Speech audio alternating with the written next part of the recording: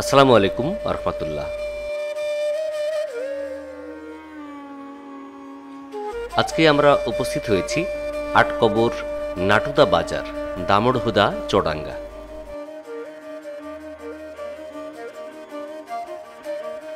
আজকের ভিডিওতে তুলে ধরব আটকবরের অজানা এক ইতিহাস।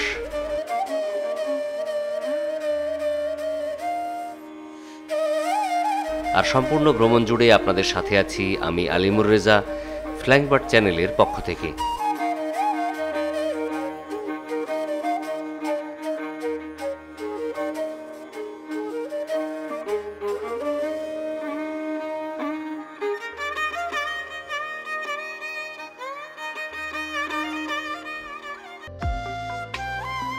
কার্পাসডাঙ্গা থেকে মুজিবনগর রোডে অবস্থিত নাটুদা বাজার। এখান থেকে ডানে মোড় নিয়ে 100 গজ সামনে এগোলেই চোখে পড়বে এই ঐতিহাসিক স্থানটি।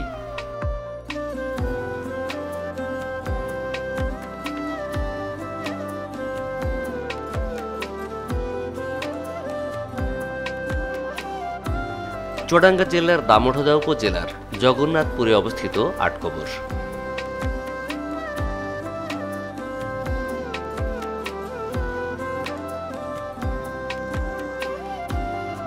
চুয়াডাঙ্গা থেকে আটকবর সমাধিস্থলের দূরত্ব প্রায় 30 কিলোমিটার।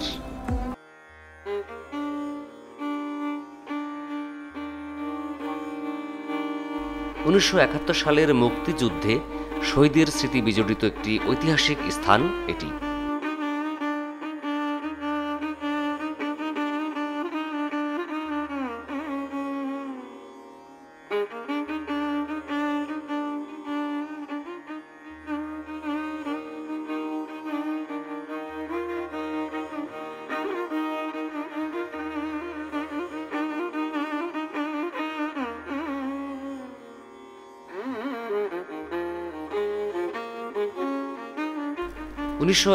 সালের 3রা আগস্ট কমান্ডার হাফিজুর রহমান জোয়ারদারের নেতৃত্বে একদল মুক্তিযোদ্ধা চুয়াডাঙ্গার দামুড়হুদার জয়পুর শেল্টার ক্যাম্পে অবস্থান নেয়।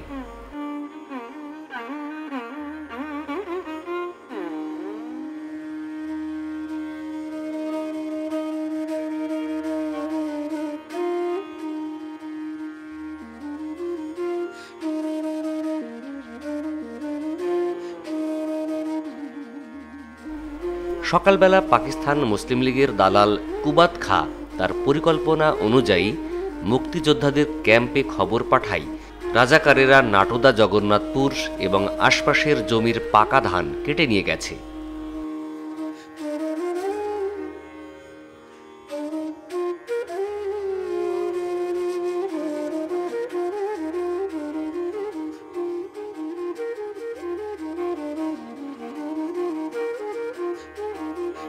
এমন খবর শুনে 5ই আগস্ট কমান্ডার হাসানের নেতৃত্বে কয়েকজন মুক্তিযোদ্ধা প্রায় 2 কিলোমিটার দূরে বাগওয়ান গ্রামে ছুটে যান। সেখানে আগে থেকে সুযোগের অপেক্ষায় থাকা নাটুদা ক্যাম্পের পাকিস্তানি সৈন্যরা মুক্তিযোদ্ধাদের চতুর্দিক থেকে ঘিরে ফেলে।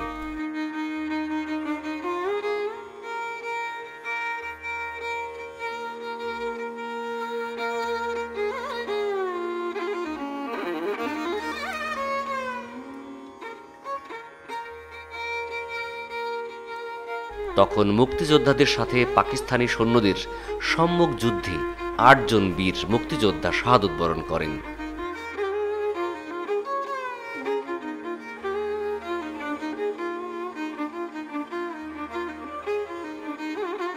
এরপর পাক বাহিনীর নির্দেশে রাজাকারেরা মুক্তিযোদ্ধাদের মৃতদেহগুলো 2টি গর্তে কবর দিয়ে দেয়।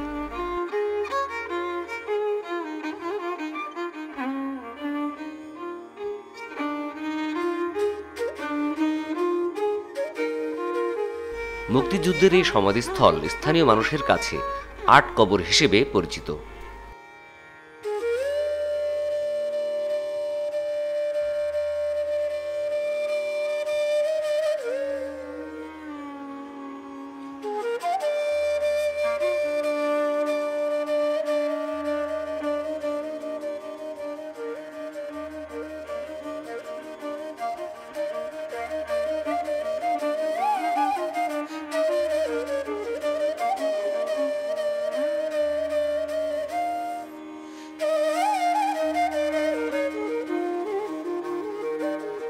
আসসালামু আলাইকুম। এই মুহূর্তে আমরা আছি আটকবর নাটুদা বাজার দামুড়হুদা চুয়াডাঙ্গা। এই আটকবর দেখতে এসে আমরা আবেগ আপ্লুত হয়েছি, কারণ এটি হচ্ছে স্মৃতি বিজড়িত একটি স্থান। মুক্তিযুদ্ধের সময় যারা শহীদ হয়েছিলেন তাদের কবরস্থান। আর এই জায়গাটি যে কবরগুলো আছে, এই কবরে কোনো নাম ফলক আমরা দেখিনি, ফলে কবর সম্পর্কে বিস্তারিত জানতে পারিনি।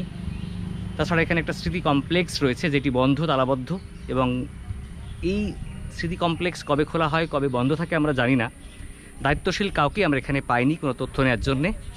আর এই স্থানটিতে প্রবেশের জন্য কোনো আলাদা প্রবেশ মূল্য নেই, বিনামূল্যে আপনারা প্রবেশ করে স্থানটি ঘুরে দেখতে পারবেন। 1998 সালে 0.66 একর জমিতে আটকবর কমপ্লেক্স তৈরি করা হয়।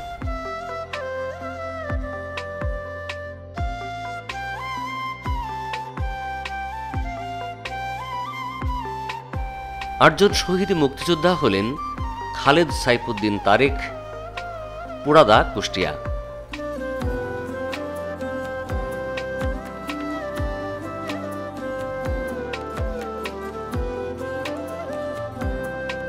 হাসান জামান, গোকুলখালী, চুয়াডাঙ্গা; আলাউল ইসলাম খোকন, চুয়াডাঙ্গা শহর;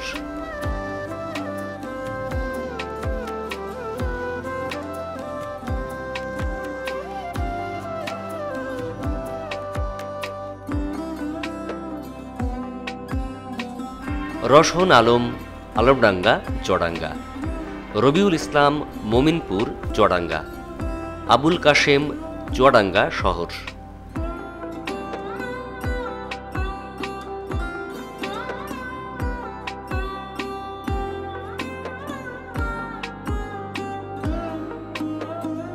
আফজাল উদ্দিন চন্দ্রবাস, দামুড়হুদা; এবং কিয়ামউদ্দিন, আলমডাঙ্গা।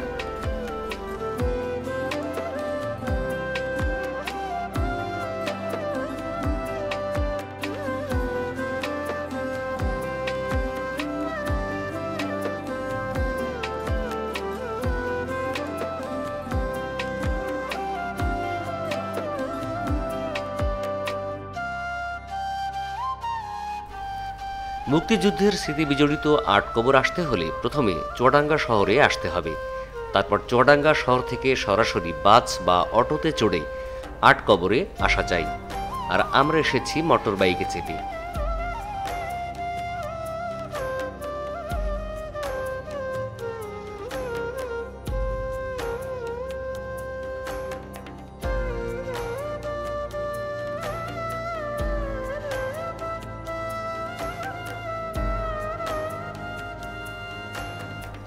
এই দর্শনীয় স্থানটি সর্বসাধারণের জন্য সর্বদা উন্মুক্ত থাকে। প্রবেশ করতে কোনো প্রকার এন্ট্রি ফির প্রয়োজন নেই। দর্শনা কাঠপাড়াঙ্গা বাজার থেকে মুজিবনগর রোডে নাটুদা বাজারের ঠিক পাশে অবস্থিত এই আটকবর।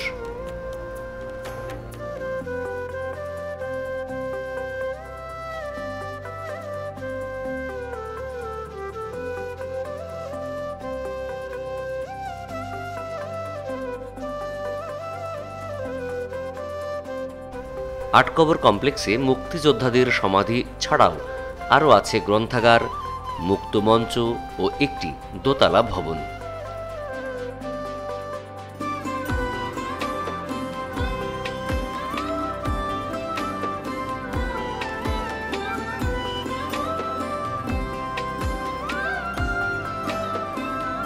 ওদের যে স্মৃতি ফলক টলক যেগুলো কোনো নাম ঠিকানা কিছুই নাই, এগুলো তথ্য অফিস খোলা থাকলে ওদের কাছ থেকে নেওয়া যেত, সেটাও তো সম্ভব হলো না। আটকবর এসে ভালো লাগছে, তবে যদি অফিসটা খোলা থাকতো এবং আমরা এই যে যারা শহীদ হয়েছে মুক্তিযুদ্ধের সময়, মুক্তিযুদ্ধের ইতিহাস এবং যারা শহীদ তাদের সম্পর্কে যদি আরও বিস্তারিত তথ্য পেতাম, জানতে পারতাম, তাহলে আরও ভালো লাগতো, সমৃদ্ধ হতাম। কিন্তু আমরা এই স্মৃতি বিজড়িত জায়গায় এসেও, স্মৃতি কমপ্লেক্সে এসেও আমরা কিন্তু মানে কোনো ইনফরমেশনই পেলাম না। মানে কর্তৃপক্ষ বা অফিস, এখানে কোনো স্টাফ, কারোর দেখা সাক্ষাৎ পেলাম না। যার কারণে আসলেই আমরা যারা মুক্তিযুদ্ধ দেখিনি, কিন্তু মুক্তিযুদ্ধের পরবর্তীতে আমরা জন্মগ্রহণ করেছি, আমাদের ঐকান্তিক ইচ্ছা থাকা সত্ত্বেও আমরা মুক্তিযুদ্ধের ইতিহাস জানা থেকে বঞ্চিত হচ্ছে। আটকবর ঘুরতে এসে যেটা দেখলাম, এখানে একটি স্মৃতি কমপ্লেক্স আছে। এই কমপ্লেক্সটি সম্পূর্ণরূপে তালাবদ্ধ এবং এখানে দায়িত্বশীল কোনো ব্যক্তি কাউকেই দেখিনি, কোনো কর্মকর্তা কর্মচারী শ্রমিক কাউকেই দেখিনি। সম্পূর্ণ এই এলাকাটি একদম শুনশান নীরব। আটকবরের পবিত্রতা রক্ষার জন্যে আটকবরের উপরে ওঠার সময় অবশ্যই আপনারা জুতা স্যান্ডেল খুলে তারপরে উঠবেন। আর এই স্থানটি এখন যেহেতু রৌদ্র উজ্জ্বল, ফলে এখানে প্রচণ্ড তাপ, আমরা এর উপরে উঠে দাঁড়াতে পারছি না, ফলে শটটা নিতেও কষ্ট হচ্ছে। তবে ভালো হতো এখানে যদি প্রত্যেকটা কবরের পাশে নাম ফলক থাকতো।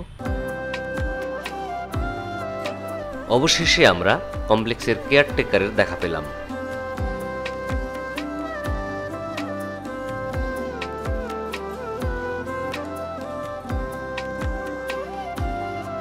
তিনি নিজেকে এমপি মহোদয়ের লোক বলে পরিচয় দিচ্ছেন এবং এই মুক্তিযোদ্ধা কমপ্লেক্সটি খুলে দেখানোর ব্যাপারেও অনাগ্রহ প্রকাশ করলেন।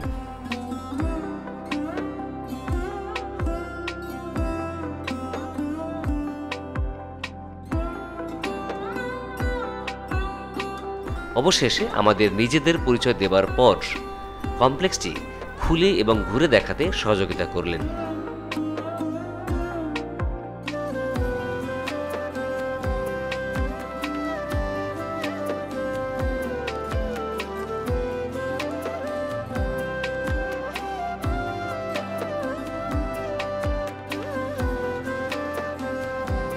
দোতলা ভবনের দেয়াল জুড়ে প্রায় ২০০টি আলোকচিত্রের মাধ্যমে বাংলাদেশের স্বাধীনতা আন্দোলনের ধারাবাহিক ইতিহাস ফুটিয়ে তোলা হয়েছে।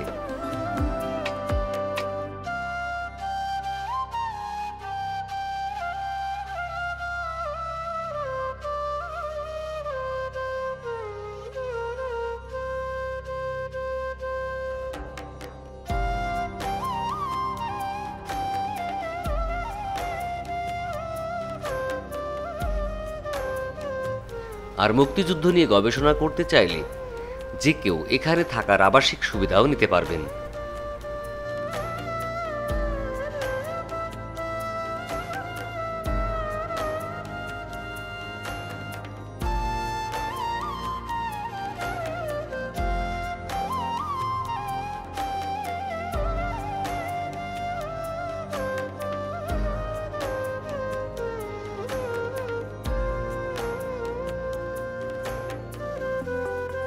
আচ্ছা, এখানে কোনো অফিসার নেই? তারা কি আসেন না? কোথায় বসেন? রুম, ওনাদের কোনো অফিস রুম আছে? অফিস রুম টুম আছে?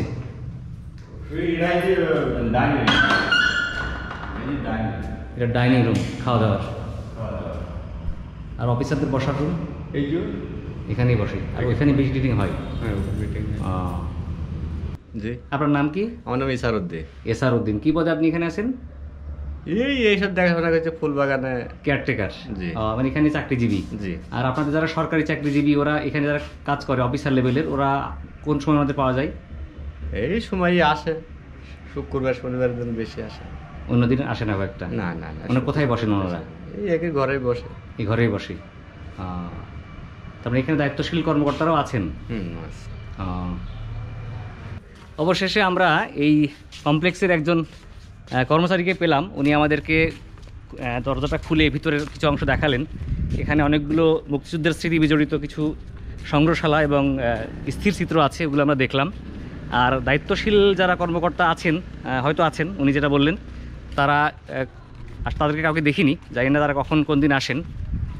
তো আসলে এখানে যে সংগ্রহগুলো রয়েছে দেখলাম, এগুলো সব মুক্তিযুদ্ধের ইতিহাস বহন করে। এগুলো যারা দেখতে আসে পর্যটক এখানে, তাদের আসলে সহজভাবে দেখানোর সুযোগ থাকলে ভালো হয়, তাহলে তারা অনেকে কিছু জানতে পারে, দেখতে পারে। তো যাই হোক, আমরা অবশেষে কিছুটা হলেও দেখার সুযোগ পেয়েছি। এই জন্যে ইসারউদ্দিন ভাইকে ধন্যবাদ, উনি আমাদেরকে দেখালেন। আসলে উনি ওই সময় ছিলেন না, বলেন চা খেতে গিয়েছিলেন। উনি এখানকার কেয়ারটেকার এবং বাগান দেখাশোনা করেন, পরিচর্যা করেন, রুমগুলো পরিচর্যা করেন, দেখাশোনা করেন। এখানে আমরা বাথরুম দেখলাম যে তালা মারা, তো উনি থাকলে হয়তো বাথরুম ব্যবহার করার প্রয়োজন হলে উনি খুলে দিবেন, তাই না? চাবি ওনার কাছেই থাকে। তো যাই হোক, অবশেষে আমাদের কিছুটা ক্ষোভ ছিল, দুঃখ ছিল। এখন ওনার দেখার পরে আমাদের রাগ দুঃখটা একটু কম হয়েছে আর কি। আশা করি আপনারা আসলে ওনার সাথে দেখা করে আপনারা যদি চান সংগ্রহশালা দেখতে পারবেন, বাথরুম ব্যবহার করতে পারবেন, ইনশাল্লাহ সমস্যা হবে না। তো বন্ধুরা, আজকে বিদায় নিচ্ছি আটকবর থেকে। দেখা হবে পরবর্তীতে আবার অন্য কোনো স্থানে। ততদিন ভালো থাকবেন। আর ফ্ল্যাং বার্ড চ্যানেলের সাথে থাকার জন্য অবশ্যই আমাদের চ্যানেলকে সাবস্ক্রাইব করবেন। যারা ফেসবুকে আমাদের ভিডিও দেখছেন, ভিডিও ভালো লাগলে শেয়ার করতে ভুলবেন না, লাইক ফলো করে আমাদের সাথে থাকবেন।